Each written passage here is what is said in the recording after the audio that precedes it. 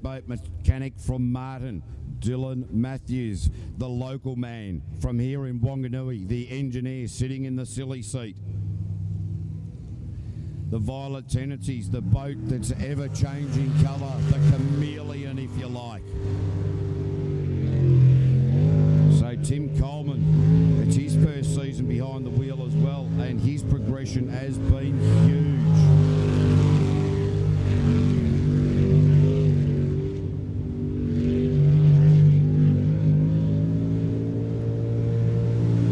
Have a look at Dylan Matthews just waving the navigator's arm like a flag. So Tim Coleman pushing hard, the split at a 33.271. Yeah, just trying to work out whether he's on and off the throttle there, or whether it's a bit of a gremlin in the engine. Yeah, that boat almost sounds like it's hunting. It's certainly not smooth. Yeah, that's not right.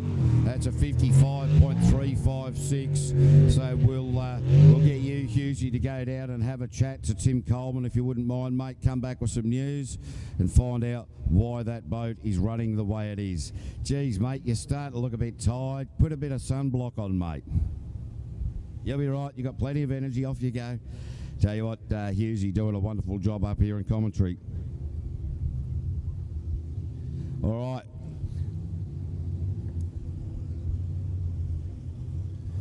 Tony Reid and Andrew Bakey. Andrew Bakey being the navigator, but I will tell you something I discovered during the lunch break here, ladies and gentlemen.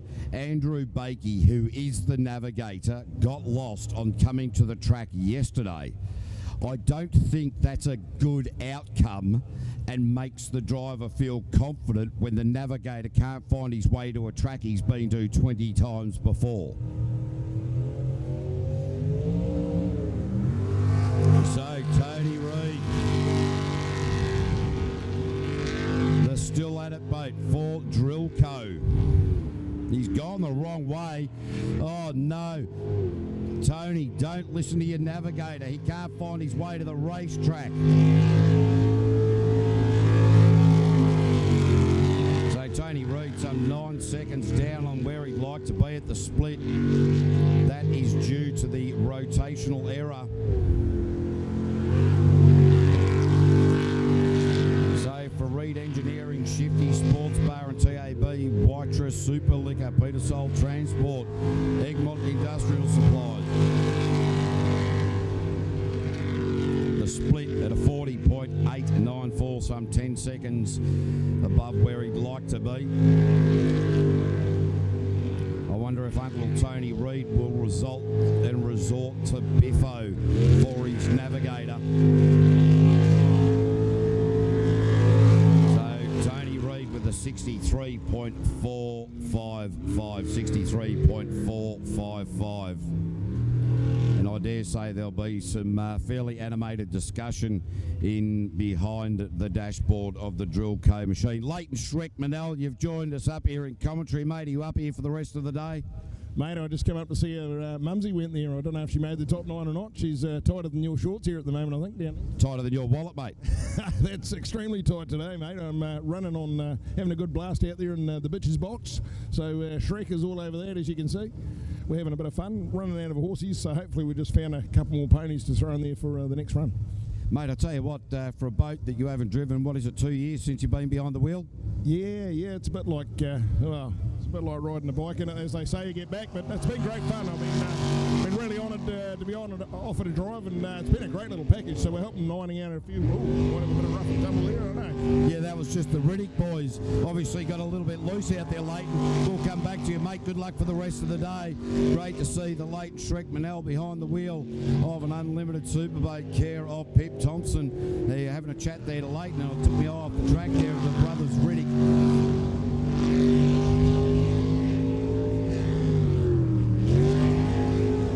So the power from the Riddick boys with a 32.225 at this split. Aaron with that synonymous green glove. Oh, Dean just drove that way too wide out of that right hander around that central island. run for the line, and that will be a 53.211. 53.211.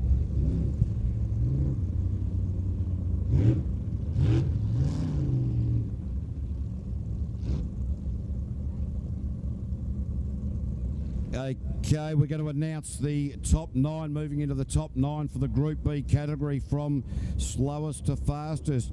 Bevan Schuler, Chris Rasmussen, Ollie Berta, Daniel Reid, Craig Shaw, Tim Edow, Sam Gray, Hayden Wilson and Carl Beaver qualifying into the top 9 fastest. From now in that Group B category, we'll forget those times, but let's focus now on the final qualifying round of the Group A. Phil Dick and Hayden Digby Smith have had an indifferent day today, have shown some really good pace, have shown some really good boat setup, but unfortunately seen some rotational errors, seen some driver error as well. Let's hope that they can stitch this one together to be able to progress into that top 9. Personally, I'd love to see this man feature into that top 9. So Phil Dick, big ease off into the hairpin, then oversteered it, used the power at his disposal to get out of that problem. He had a bit of trouble around here earlier. He's come in a lot tight there in the Jet Design Hyper Sprint boat. The Reaper looking pretty good out there at the moment. Obviously lost a little bit of time around that hairpin, but really starting to gather it back again now. As he comes into these final lot of corners, keep it together, Phil. This is going to be Phil Dick's best lap. And a 56.442. Great to see Phil Dick stitch one together. Blake, you've been down there. Hughesy, what's the report of Tim Coleman? The boat's missing. No, we saw it. So they're missing a plug or something like that? Yeah, he said it's electrical. Oh no, we don't like electrical problems. Nah. So great work down there from young Hughesy going down there. So Tim Coleman in the Violent Tendencies boat, just not running according to plan at the moment. But it is Neil Marshall now. Jay Hayden had a chat to this pair during that lunch break, and they will be fairly happy with the way that proceedings are being done today as far as they are concerned. Just got a few little issues that they need to tidy up. A few little points in this rotation, but very few in the big scheme of things. This man, very, very smooth driver traditionally. Coming into this all-important hairpin, he'll nail it. He always does. That is fantastic through there. So, Jay Hayden doing the navigation duties, and they've sent him the wrong way. They've gone and got to come back through this part of the track. They are now back on the rotation proper. Ran it wide, caught a bit of the tyre underneath it. So Neil Marshall and Jay Hayden, traditionally together, very rarely put a foot wrong. This time they have. They are wrong way yet again. I tell you what, these two have got no idea now. I think they've lost themselves and one another. Neil Marshall, I dare say, will just take that back and say, you know what, we can't chase it from here. We've done enough to be able to qualify into the top 9, but that is not the confidence builder that you need heading into that all-important top 9, because from there it's sudden death. So all of the runs on the board that they produced earlier in the day is enough to make them get into this top 9, but from there, rotational errors generally mean the end of the day. So they'll have to put this run behind them, really think about how they need to approach it, as we see Sean and Faye Rice with the Elite Kitchens machine. Dream it, live it.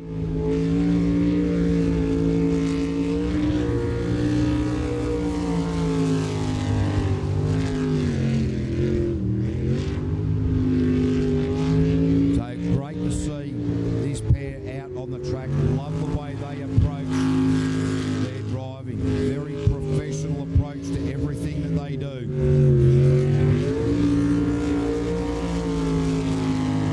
There's part of their sponsorship on board, GJ Gardner Homes. So Sean and Faye Rice on a good lap at the moment. The split was good. Some very, very nice lines through there. Sean Rice just coming through the finish line now. Oh, sub 50, but by the hair of his chinny chin chin, sub 50, 49.947.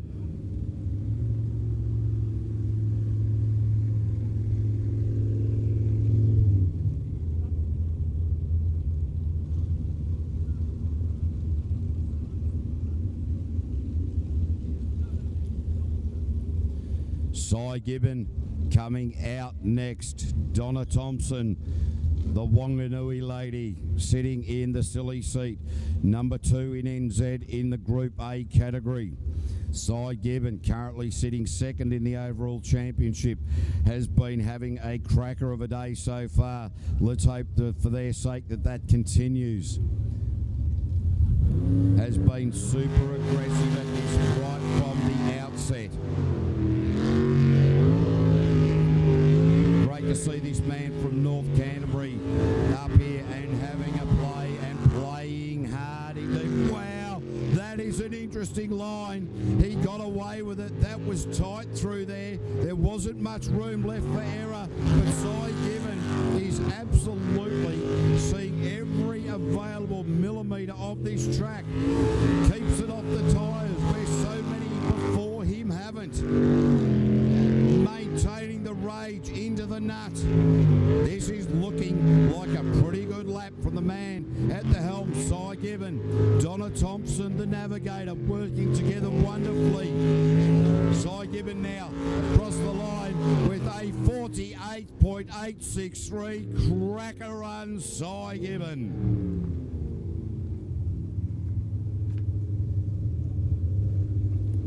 Cy Gibbon certainly putting it to the likes of Ollie Silverton, Sean Rice et al.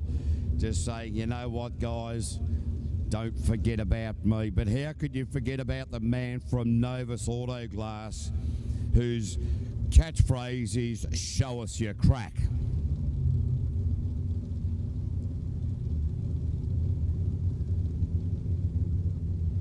Let's try to see who now is coming off the trailer. It is Violent Tendencies, the B drive with Tim Betts. We saw Tim Coleman. The boat was missing in the last run. Have they sorted that problem out?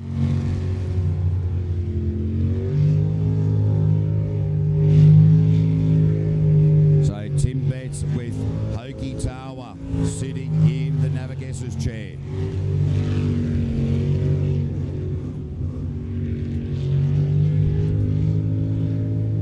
So Hoki, a long-standing member of the rescue crew.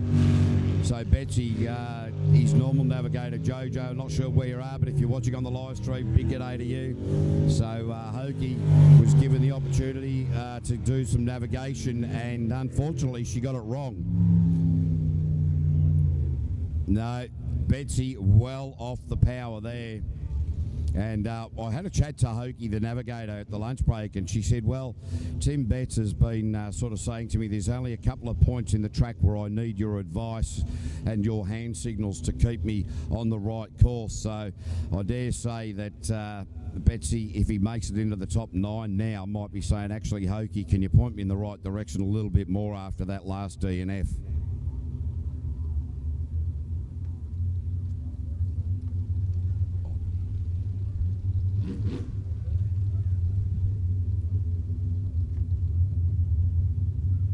Ollie Silverton and Jess Sit coming out for their final qualifying run. They have done enough so far today to be able to progress into that top 9. And as usual, Ollie Silverton straight into it off the blocks. He knows that Cy Gibbon has posted a 48.863 this final qualifying run. Ollie Silverton doesn't like going into the finals in P2. He wants to go into the finals in P1. He wants to make the rest of the field chasing. Will he be able to do that? You might suggest that at this point in the track, and the speed that he's carrying and a split of 29.282, that will indeed be the way. Ollie Silverton potentially leading the way into the top 9 for the Group A category. Nice looking lap here for Ollie Silverton. It's going to be good. It's going to be a 48.462, straight to the top of the table, 0.4 seconds quicker than Simon Gibbon. Great run, Ollie Silverton. I tell you, and we aren't into the finals yet, ladies and gentlemen. This is qualifying.